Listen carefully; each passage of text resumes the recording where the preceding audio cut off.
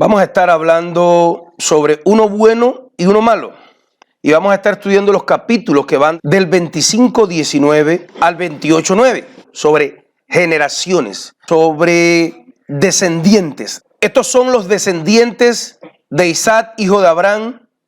Abraham engendró a Isaac. Y era Isaac de 40 años. ¿De cuántos años? Anote por ahí la fecha esa. Y era Isaac de 40 años cuando tomó por mujer a Rebeca, hija de Betuel, arameo de Padán Aram, hermana de Labán, arameo. Y oró Isaac a Jehová por su mujer, que era estéril, y lo aceptó Jehová. Y concibió Rebeca su mujer, y los hijos luchaban dentro de ella. Y dijo, si es así, ¿para qué vivo yo? Y fue a consultar a Jehová. Y le respondió Jehová, hay dos naciones en tu seno, y dos pueblos serán divididos desde tus entrañas. Un pueblo será más fuerte que el otro pueblo, y el mayor servirá al menor. Cuando se cumplieron sus días para dar a luz, he aquí que había gemelos en su vientre. Y salió el primero rubio, y era todo velludo como una pelliza, y llamaron su nombre Esaú. Después salió su hermano trabada la mano al calcañar de Esaú, y fue llamado su nombre Jacob. Y era Isaac de edad de 60 años. ¿Cuántos años? 60, cuando su mujer dio a luz. ¿A los cuántos se casó? 40. ¿Y cuándo tuvo el primer hijo? Así es. Y después que salió su hermano, su mano en el calcañar, y este era Isaac de edad de 60 años cuando ella dio a luz. Y crecieron los niños, y Esaú fue diestro para la caza, hombre de campo. Pero Jacob era un varón quieto que habitaba en tiendas. Y amó Isaac a Esaú porque comía de su casa, mas Rebeca amaba a Jacob. Y guisó Jacob un potaje, y volviendo Esaú del campo cansado, le dijo a Jacob, te ruego que me dejes comer de ese guiso rojo, pues estoy muy cansado. Por tanto fue llamado su nombre Edom. ¿Cómo? Edom. Y Jacob respondió, véndeme en este día tu primogenitura. Entonces dijo Esaú, he aquí que yo me voy a morir, ¿para qué me servirá la primogenitura? Y dijo Jacob, júramelo en este día. Y él le juró y le vendió su primogenitura. Entonces Jacob dio a Esaú pan del guisado de las lentejas, y él comió y bebió, y se levantó y se fue, y así menospreció Esaú la primogenitura. Cuando leímos ahí en el texto 25:19, donde dice, estos son los descendientes de Isaac, hijo de Abraham, en la Biblia de las Américas no dice descendientes, dice, estas son las generaciones de Isaac, hijo de Abraham, y Abraham engendró a Isaac. Es decir, que en la Biblia Reina Valera dice descendientes, y en esta Biblia de las Américas dice generaciones. Y casi todas las traducciones dicen o descendientes o generaciones. En otra dice familias. Entonces esta palabra con la que comenzamos nuestra porción de capítulos para hablar de uno bueno y uno malo, descendientes o generaciones, viene del plural hebreo, de la palabra hebrea plural toldá o toledá, en la concordancia Strong, que significa familia, figurativamente historia de la familia, o descendencias, descendientes, linaje, generaciones, orden, origen, historia, memoria, crónica. Por eso habla de las generaciones de una familia. Nosotros duramente conocemos a nuestros abuelos. Esta palabra significa eso, historia de la familia, la descendencia, crónica de la familia. De esa palabra, toldad o toledad, viene la palabra Toledo, de la ciudad española. Bueno, en el estudio pasado, para ponernos en orden, hablamos de la búsqueda de una esposa para Isaac. Lo importante que era escoger a quién metíamos en la familia, donde hablamos que Abraham manda a buscar esposa para Isaac. Y en este veremos cómo Rebeca queda embarazada de mellizos. En unas traducciones dice mellizos, en otras traducciones dice gemelos. Vamos a estudiar la elección que hacen estos mellizos, estos gemelos, y cómo esa elección les cambia su vida, la eternidad y la vida de su descendencia. Hay decisiones que nosotros pensamos que son tontas en el momento que la tomamos. Cuando estamos en la escuela, en la universidad, en el colegio, cuando tomamos decisiones que parecen son tontas y que tienen que ver con lo espiritual, con quién nos casamos, a quién nos entregamos, para quién trabajamos, demás y demás. Pero en ese momento nadie nos los ha dicho. En ese momento no hemos tenido tal vez un padre, una madre, un amigo, un pastor, un líder que nos diga lo importante de esas decisiones. Pero son decisiones que van a tener que ver con nuestra descendencia, con el resto de la vida, lo que nos queda y con nuestra eternidad. Es interesante analizar cómo en toda la historia bíblica, tanta gente que le tocaba la bendición por derecho propio, perdió la bendición y la llevó a otro. Porque ese plan de Dios, en vez de pasar a Ismael, que era el mayor, que era el primogénito, como debía ser, pasó a Isaac. Además, en vez de pasar a Esaú, que era el primogénito, pasó a Jacob. Ellos eran hermanos, seguramente recibieron la misma educación. Tuvieron los mismos maestros de Biblia, que eran sus padres y sus abuelos. Recuerde que cuando Jacob y Esaú tenían 13, 15 años de edad, todavía Abraham estaba vivo. Y estaba vivo no solo Abraham, sino estaba vivo Sem, Alfarsac, Sala, Eber, Pele, Reú, Serú, Taré, Nacor. Todos los abuelitos estaban vivos. Ahí sí era tremenda esa familia. Estaba vivo el abuelo, el tatarabuelo, el 10 generaciones estaban vivos. Y ellos tenían una escuela de Biblia. Transmisión oral. La palabra se transmitía de manera oral, pero los dos, Jacob y Esaú, tenían los mismos maestros de Biblia, los mismos pastores, por así decirle. ¿Y por qué entonces entre Isaac y Ismael, Isaac salió obediente e Ismael salió rebelde?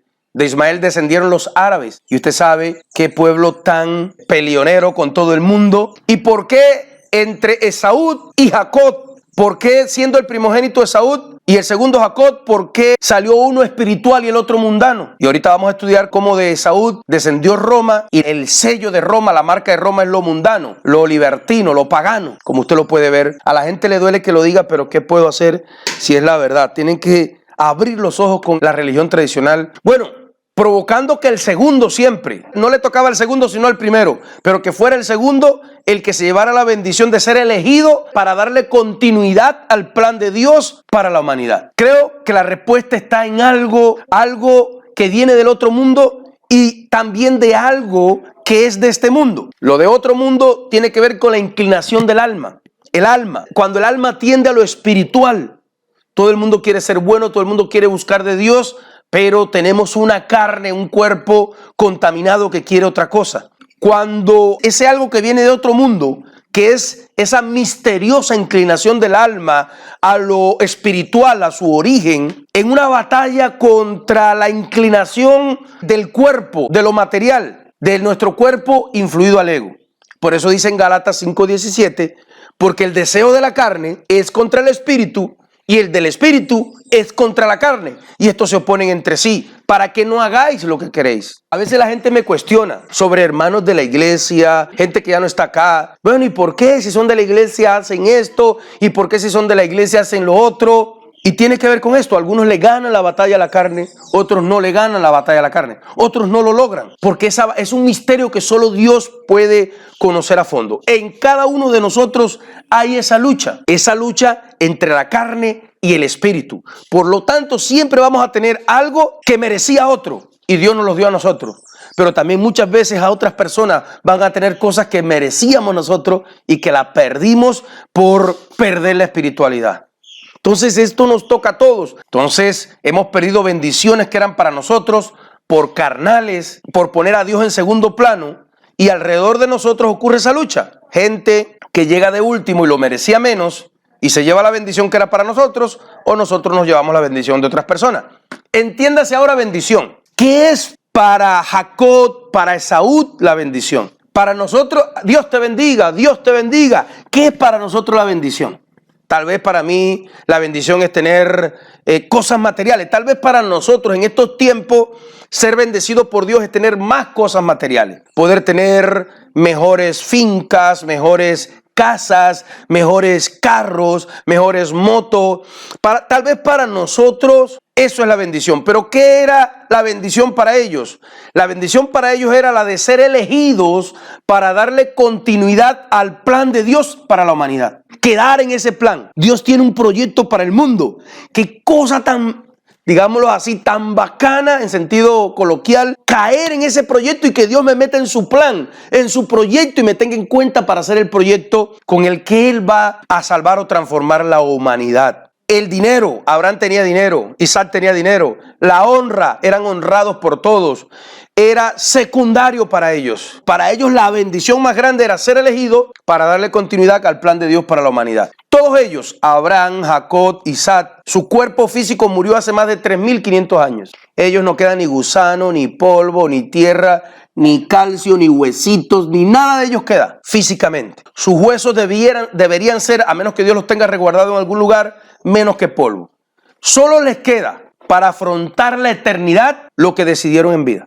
Un día nosotros o va a llegar el rapto o vamos a morir y van a pasar 200, 300 años. Las decisiones que tomamos en vida entre el espíritu y la carne son lo único que vamos a tener para afrontar una eternidad. Ayer le decía a un amigo médico, le decía, es una irresponsabilidad nosotros saber que nos quedan 30, 40 años de vida y que van a pasar y no dedicarse a estudiar, a aprender. Me decía, pero ¿cuál es la religión verdadera? No dedicarse a buscarla, no dedicarse a estudiar, pero busca, estudia, las analiza, porque es tu eternidad y vas a vivir 40 años más en esta tierra por mucho, pero son miles de años en la eternidad. Sería una irresponsabilidad no preocuparse cuál es la verdadera para estar en ella. Vamos a ver en más detalle este pasaje, que está desde el 25:19 al 26. Se lo voy a narrar con mis palabras porque es mucho texto. Vamos a contarlo. Cuando Isaac tenía 40 años, tomó a Rebeca. Cuando Rivka o Rebeca es estéril, él ora por ella. ¿Cuántos años ora por ella? ¿Cuánto tiempo oró para que la mujer tuviera hijos? Ahora vamos a ver unas verdades respecto a esto. Y entonces ella queda embarazada. Pero como hay movimientos muy fuertes en su interior, eran dos peleando. Y ella se fue a consultar al eterno Dios Todopoderoso, quien le revela que tiene dos naciones en su seno. Tiene dos naciones. Esto es tremendo, hermano. Esto nos define qué vamos a hacer, qué decisión tomar. ¿A qué nos vamos a inclinar? Si hacia el occidente o hacia el oriente, hacia Roma o hacia las raíces hebreas. ¿Qué tenemos que hacer como evangélicos? Porque realmente estamos en el medio. Le dice Dios a Rebeca, tienes dos naciones en tu seno y el mayor servirá al menor. Es decir, el hermano mayor va a ser sirviente del hermano menor. Luego da a luz y da mellizos. El mayor es todo velludo, por eso recibe el nombre de Saúd o Esaf en hebreo. El segundo sale con la mano asida, agarrada del carcañal, del talón de Esaf o de Saúd, y es llamado Jacob o Yaakov en hebreo. Isaac tiene 60 años de edad. Los dos niños crecen, pero cuando pasan de los 13 años, toman caminos muy diferentes, distintos. Dos personas en el mismo lugar, la misma palabra de sus patriarcas. Sin embargo, uno fue cizaña y otro fue trigo. No es por justificar, pero por muy mala o buena que sea una iglesia, siempre alguien será bueno, siempre alguien será colaborador, siempre alguien va a meter el hombro junto con la iglesia, con los líderes, y siempre alguien se va a levantar contra ella o no buscará de Dios. Mire, no nos autojustifiquemos. Se los digo a los que están aquí porque son de los buenos. No seamos como la gente mala que se aparta y se justifica en la iglesia o en el pastor o en un hermano, cuando realmente lo que pasa es que le gusta el mundo.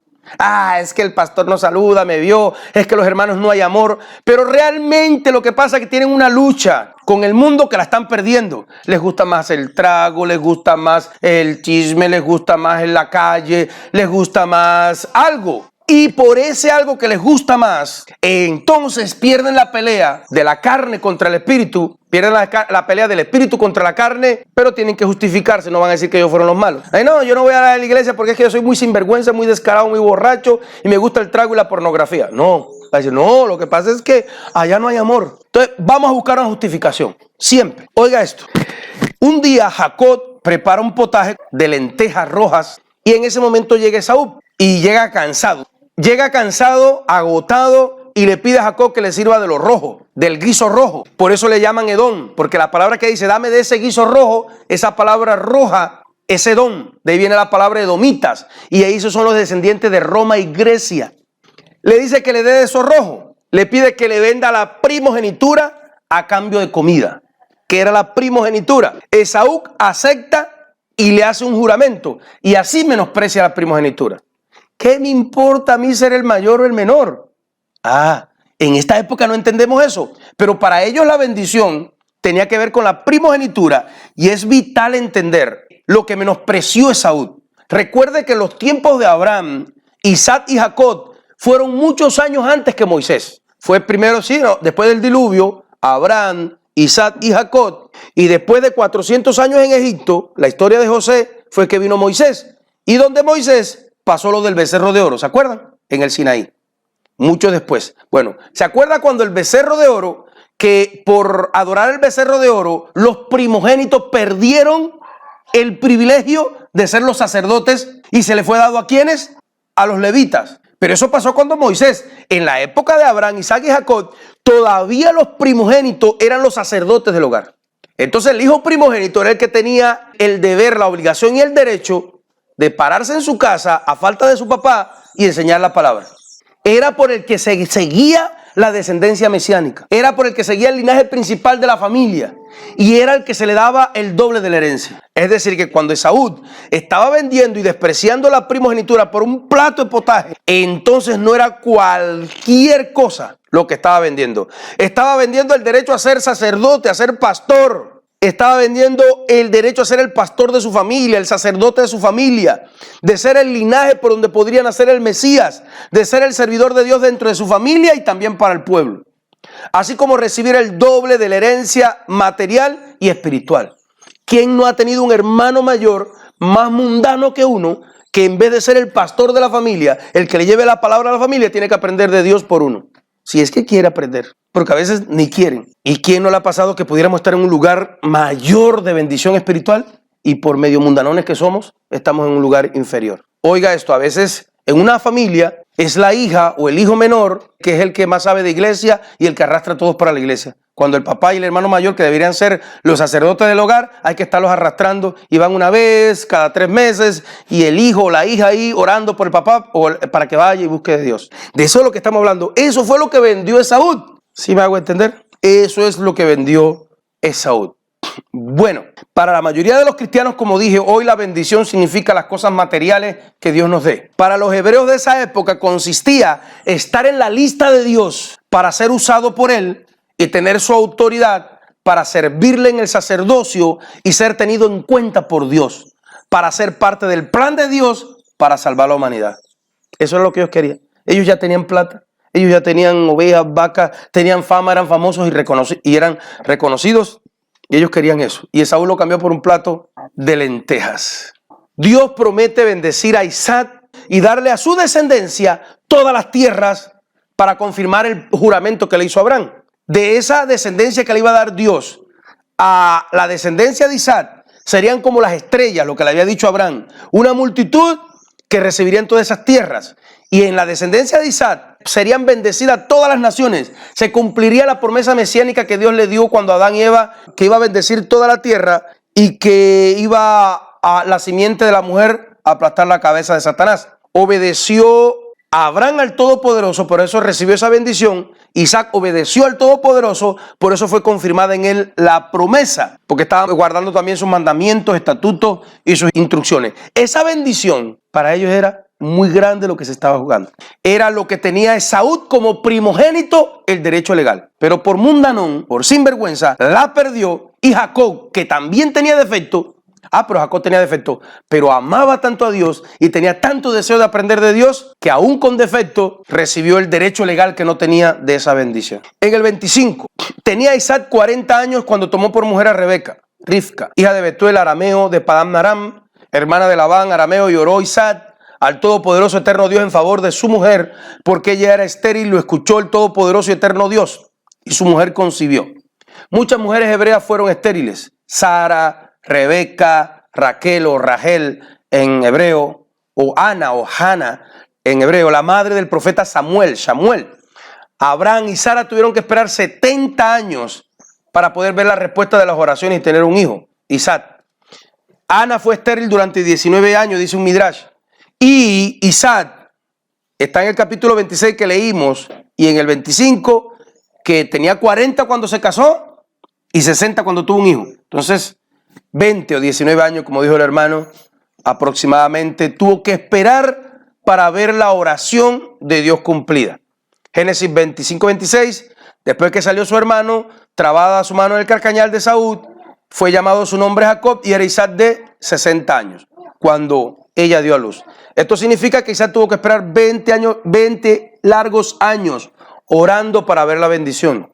Hubo que esperar hasta ver ese cumplimiento. Esto nos enseña varias cosas. Primero, Isaac era un hombre justo. Lo pone como ejemplo de justo. Lo pone como ejemplo de hombre bueno, de hombre íntegro. Y oró 20 años por ver la bendición que él había pedido a Dios. El hijo que deseaba. Dios no le había prometido. No le dijo, te voy a dar una descendencia. La descendencia se la tiene que dar a través de un hijo. Y entonces, ¿por qué oró 20 años?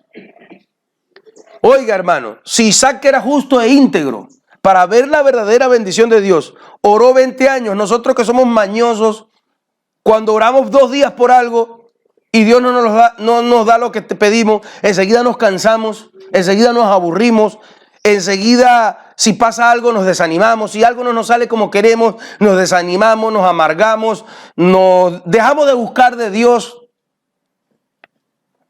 Segundo, el camino que Dios Todopoderoso nos pone por delante para buscar su verdadera bendición no es fácil. No es fácil, hermano. No es fácil. Está lleno de problemas y de motivos para tirar la toalla, para decir, no, ya yo no quiero ir más a esa iglesia. Ya está lleno de esos motivos. ¿Quién de nosotros no le puedo contar cuántas veces al ver la asistencia o al ver la finanza o al ver el cansancio he dicho no voy a transmitir más nada si hay 3 personas conectadas que estudien si les da la gana, que aprendan de la abuela, si fue la primogénita? O a veces cansado digo no voy a ir más. ¿Cuántas veces uno ha querido tirar la toalla y dejar de ser cristiano o pastor o predicador o hacer lo que está haciendo uno con la familia? ¿Cuántas veces ha tenido motivo uno para tirar la toalla y no seguir? El camino de la fe consiste en confiar en que Dios Todopoderoso, confiar en Él y poner la confianza en Él para poder superar todos esos problemas. Ver cambios radicales en momentos de crisis de la vida y en esos momentos de crisis y de cambio radical y de problemas que nos dicen, no, ya yo de verdad que estoy aburrido, no puedo más con esto. Poner la confianza en Dios, en que Él es el que va a hacer las cosas como debe ser para que tengamos la victoria. Vea, hermano, hemos tenido muchos momentos que hemos dicho, no, ya no más, ya estoy aburrido, me lanzo todo por la borda. En ese momento, hacer como hizo Isaac y Abraham, decir, vuelvo a orar. Estamos en el año 18, que estoy orando por un hijo y Dios no me da un hijo, voy a orar un día más y poner la confianza en Él, que lo que yo no puedo, Él sí lo va a hacer. Eso es lo que está buscando Dios. No que seamos perfectos, hermano, si no, no tuviera nadie acá. No nos tuviera ninguno. No es que no es ser perfecto, no es que no es fallar o equivocarnos. Es esa capacidad de seguir confiando en Él, que aunque van 19 o 69, porque le tocó a Abraham 70 años orar por eso. No le serían tan pesados porque Sara era bonita y entonces 70 años intentando tener un hijo, pues no era tan pesado para él, ¿no? Pero 60 años y decir, bueno, estamos 70 años, hermano, yo tengo 100, pero seguía orando. El camino de Dios no es fácil, pero es la única verdadera bendición sólida y eterna. En todas esas cosas, cuando ponemos nuestra confianza en Dios, somos más que vencedores. Mire lo que dice Romanos 8:35 al 37. Romanos 8:35 al 37. ¿Quién nos podrá separar del amor de Cristo? Tribulación, angustia, persecución, hambre, desnudez, peligro, espada. Tal como está escrito, por causa tuya somos puestos a muerte todo el día. Somos considerados como ovejas para el matadero. Pero en todas estas cosas somos más que vencedores por medio de aquel que nos amó. Somos más que vencedores, pero hermano, lea la lista.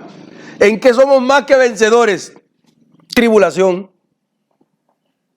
angustia, persecución, hambre, desnudez, peligro o espada. Aquí no tenemos hambre. Aquí la espada o el peligro está lejos, por lo menos de Guamal. Dicen que en otros tiempos había espada o plomo, que es la espada de esta época. Pero ¿sabe qué? Dice la Biblia que en todas estas dificultades somos más que vencedores. ¿En qué? ¿Quién quiere tribulación, angustia, hambre, desnudez, muerte? Somos vencedores no por nuestros méritos, sino por los méritos de aquel que nos amó y venció por nosotros, nos dio la victoria. Así que el camino de fe, tanto de Abraham como Isaac, consistía en seguir confiando en Dios para la solución de cada problema que era imposible resolver para ellos. Para nosotros somos más que vencedores si a pesar de todo lo que nos pasa, mire que la mayoría de las cosas que le pasaba a la iglesia, esas cosas de tribulación, angustia, persecución, desnudez, no era por sus pecados, era porque predicaban la palabra, le seguía. La mayoría de nosotros no tenemos problemas porque nos están persiguiendo por predicar la palabra. Son consecuencias de nuestros propios errores. Pero aún así, cada problema que les era imposible resolver, ellos ponían la confianza en Dios Todopoderoso. Ahí está nuestra victoria. Ya sea que nos persigan o sean consecuencias de nuestros propios errores, si seguimos poniendo la confianza en que cada problema que nos resulta imposible, cada problema que es imposible para una solución humana, imposible de resolver, ponemos la confianza en que el Dios Todopoderoso va a poner su mano y va a resolver el problema de la manera mejor. No como yo quiero, sino de la mejor manera. Y en tercer lugar, este texto nos enseña que las promesas del Dios Todopoderoso no se cumplen sin la colaboración del hombre. Aunque Isaac había tenido la promesa de Dios, te voy a dar descendencia, él se pasó 20 años orando. Hay textos que muestran que fue una oración ferviente. Dios le dijo, te voy a dar una descendencia como las estrellas. Él podría decir, no, yo voy a relajarme porque eso Dios lo dijo, se va a cumplir. No, él oró por el cumplimiento de esa promesa. No se quedó quieto esperando pasivamente el cumplimiento. Se puso a orar. Dios ha creado la oración para que el hombre pueda colaborar con él en el cumplimiento de los planes en la tierra. Así que las profecías de las Escrituras no están puestas solamente para un adorno histórico, para una predicción bonita que se cumplió y poderla mostrar. No solo para que nos asombremos del poder de Dios, sino también para que colaboremos en el cumplimiento de las promesas. Esos planes que no han sido revelados, orar para que se cumplan, como ahora nos toca orar por el segundo advenimiento del Señor Jesús. Como el profeta Daniel, ¿se acuerdan? Cuando entendió que el tiempo se estaba cumpliendo, ¿qué hizo? Se puso a ayunar y a orar. Y entonces vino el ángel y le dio la noticia, ¿sí? Uno de los grandes secretos para tener éxito en el reino de Dios, éxito espiritual, bueno, y también material, es colaborar con el Dios Todopoderoso en el cumplimiento de las profecías a través de nuestra oración. ¿Oramos todos nosotros porque el Señor venga o todavía queremos que se demore 30 años más para poder aumentar nuestro capital? Oró Isaac a Dios a favor de su mujer y Dios lo escuchó. Rapidito algunas claves de la oración porque no nos va a dar tiempo. Isaac oró basado en una profecía que ya le había dado Dios. Dios le dijo en Génesis 12:2, haré una nación grande. Él oró respecto a la promesa de la palabra. También significa que si oró por su mujer no estaba buscando sus propios intereses. Muchas veces oramos, pero es por nuestros propios intereses. ¿Se acuerda lo que dice Isaías 58 del verdadero ayuno? Yo no les escucho sus ayunos y sus oraciones porque oran para sus propios intereses, para su propio ego. También significa que oró confiando en el Todopoderoso con fe para que le cumpliera lo prometido. Isaac oró fervientemente porque la palabra traducida como oró en hebreo es vayetar, que de una raíz que dice que con mucha abundancia y con mucha fuerza. Y oró sin cesar y una oración larga porque dice que duró 20 años como leímos. Y intercedió por su esposa. Dicen algunos comentaristas que el que dice que Dios oyó a Isaac no quiere decir que Rebeca no orara. Rebeca oraba, pero recuerden de la familia que venía Rebeca. De una familia que era, aunque era familia de Abraham, era un poco idólatra. No era peor que las cananeas, pero era un poco idólatra. Entonces parece que ella no era justa como él. Él era más buscador de Dios que ella, por eso la oración de él fue más eficaz. Y no dice, Dios oyó a Rebeca, en aquel tiempo era una desgracia, una mujer ser estéril. Ella seguro que oró por tener un hijo, pero dice que oyó a Isaac porque él era más justo que ella. Entonces podemos destacar el hecho de que es más poderoso orar por otros y que cuando la oración es para uno mismo, para el ego de uno. Así se desata el poder divino y la oración y la intercesión es muy poderosa. Dios le dijo que habían dos naciones en su interior. Dos pueblos se dividirían desde sus entrañas. Un pueblo sería más fuerte que el otro y el mayor serviría al menor. Estas dos naciones jugarían un papel importante en la historia, lo están jugando, especialmente en estos últimos tiempos, en relación con la venida del Mesías. Jacob es el padre de Israel y del pensamiento semita. Y Esaú es el padre de Edom y del imperio romano. Entonces, siempre habría tensión entre estos dos. ¿Y será que no lo hay entre Roma e Israel? Si uno estaba por encima, el otro estaría debajo en la pelea. Y también lo contrario. Si uno lograba tener la supremacía, el otro estaría debajo. Lo que mucha gente no sabe es que la banca mundial, los Rothschild, los dueños del mundo, los que manipularon y obligaron al Vaticano a no pedir diezmo para tener que depender de su finanza, dicen ellos que son judíos. Entonces es una pelea tremenda. Para entender la política internacional de hoy, tiene que ver todo desde acá. Incluso la pelea entre los árabes y los judíos, Roma, Israel, entender todo eso viene desde acá, de esa descendencia. Entonces el padre de Roma, de Edom, es Esaú. Y siempre va a haber tensión y guerra entre ellos dos. Los dos saldrían grandes reyes. Mire, en aquellos tiempos de Israel salió Salomón, que edificó el primer templo, que representaba la presencia de Dios en la tierra. Sin embargo, del otro, de Roma, salió el emperador Adriano, que destruyó el segundo templo. Mire esa guerra espiritual siempre que ha habido entre Roma. Y finalmente, la Biblia predice, la palabra predice, que el menor será el principal al final. ¿Y cuándo va a pasar eso? ¿Cuándo va a pasar que Jerusalén sea más poderoso que Roma? Bueno, el Vaticano es financiado por los Rothschild, la banca mundial, de las cuales son dueños los judíos. Pero está hablando principalmente no de lo que está pasando ahora, sino de lo que va a pasar al final, cuando el Mesías gobierne desde Jerusalén el mundo completo en el reino mesiánico. Todavía esa lucha existe, hermano, y siempre ha estado en la historia de las naciones controlar Tierra Santa. Recuerde las cruzadas. Es una lucha política, es una lucha económica y sobre todo espiritual. Y la batalla no es tanto por la plata, que sí lo es, y no es tanto por el control del mundo y por el control de Israel, es por el control. A nosotros lo que más nos importa es que la guerra esa hoy es por el control de nuestra mente. ¿Por qué? Porque ambas descendencias, hoy ambas se pelean. Esto es lo que nos importa. Oiga esto, hermano, si entendemos esto hoy, de verdad que crecimos un montón. No. Porque ambas descendencias, de Esaú, Roma, mundano, de Jacob, Israel, espiritual, de ambas descendencias, los imperios de pensamiento, no hablo económicos, se pelean por decir que tienen la autoridad en las escrituras.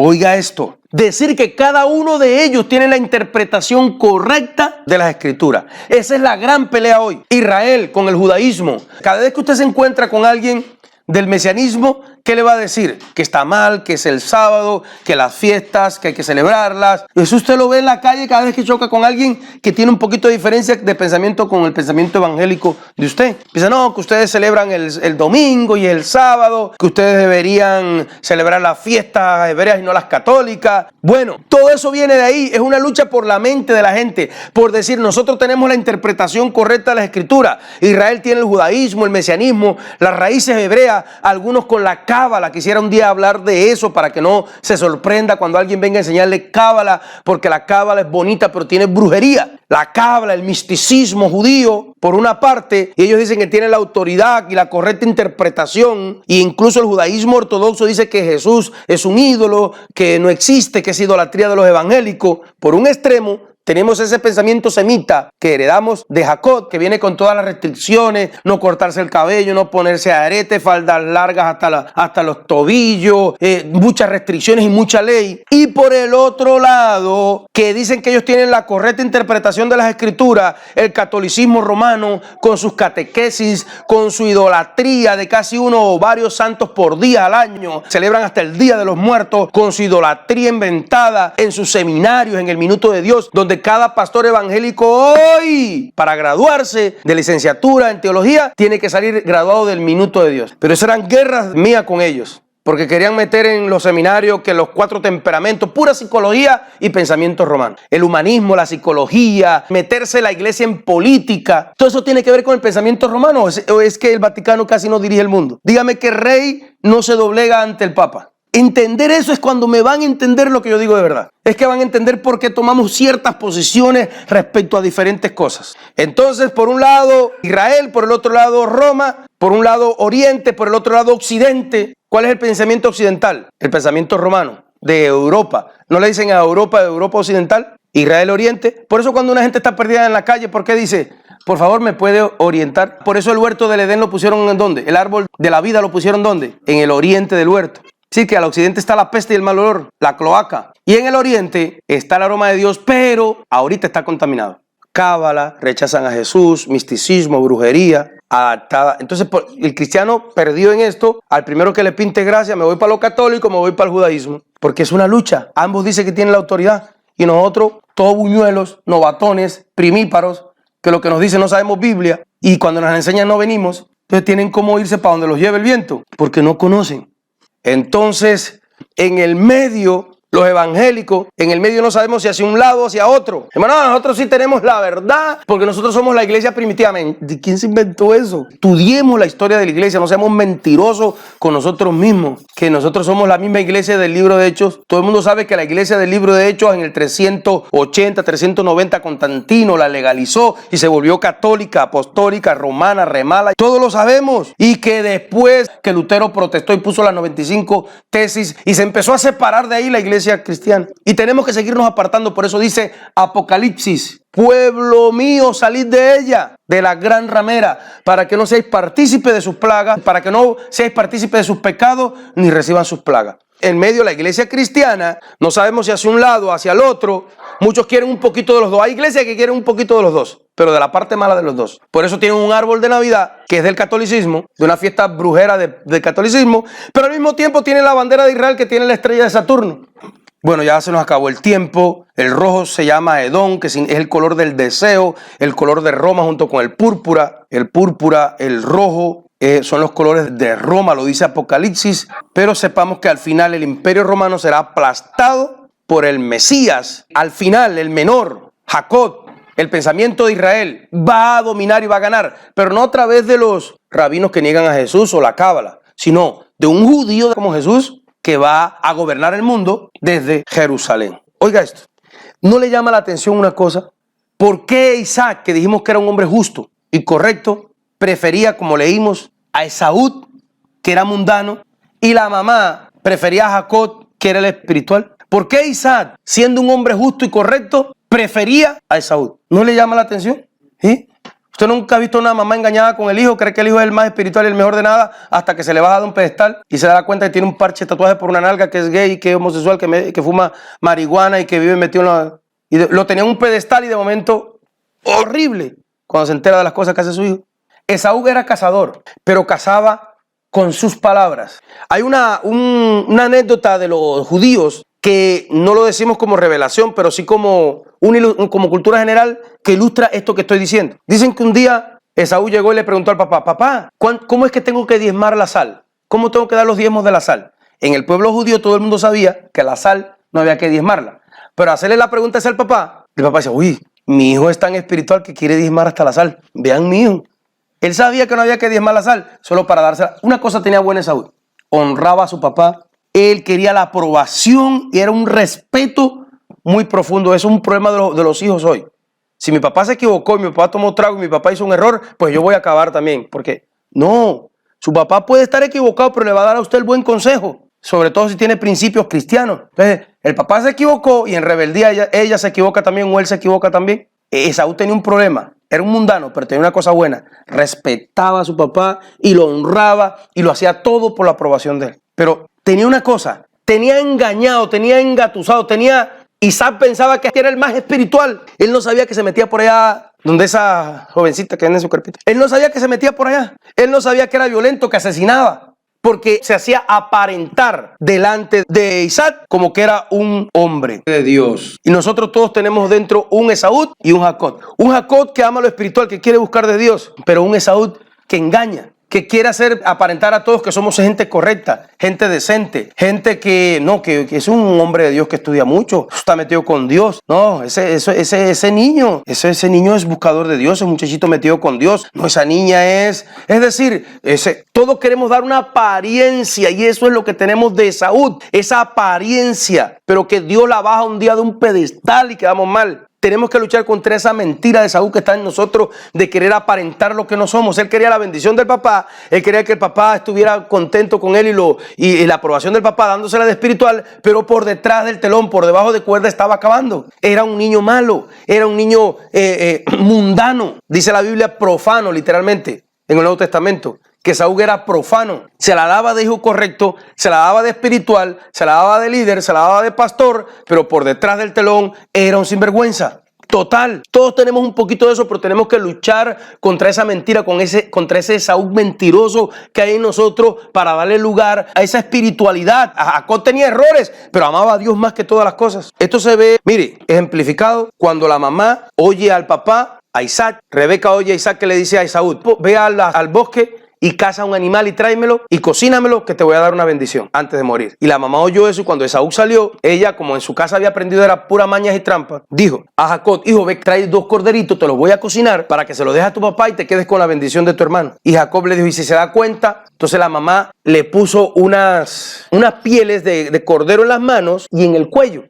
Y cuando Jacob se presentó con la comida, su papá Isaac, que estaba ciego, le dijo: padre, soy yo, Esaú. Y le dijo el padre Isaac: te oyes como Jacob. ¿Eres Esaú? Sí, soy Esaú. Te oyes como Jacob. Acércate para palparte. Y cuando lo palpó, vio que era como velludo y le dijo: hablas como Jacob, pero tus manos son como de Esaú. En otras palabras, hablas muy bonito espiritualmente, pero con tus acciones lo que te haces pareces un mundano y un perdido y un libertino. Esa es una cosa con la que nosotros todos tenemos que luchar. Hay gente como habla. No, pero como que espiritual es, como sabe. Sí, claro. Pero cuando actúa, todos tenemos que luchar contra esa falsedad, porque eso fue lo que hizo que Esaú perdiera el privilegio de la primogenitura. Dios lo despreciara y Dios se desagradara de Esaú, y lo que tenía para él se lo diera a quien no le correspondía, pero que amaba y que quería alcanzar a Dios, que fue Jacob.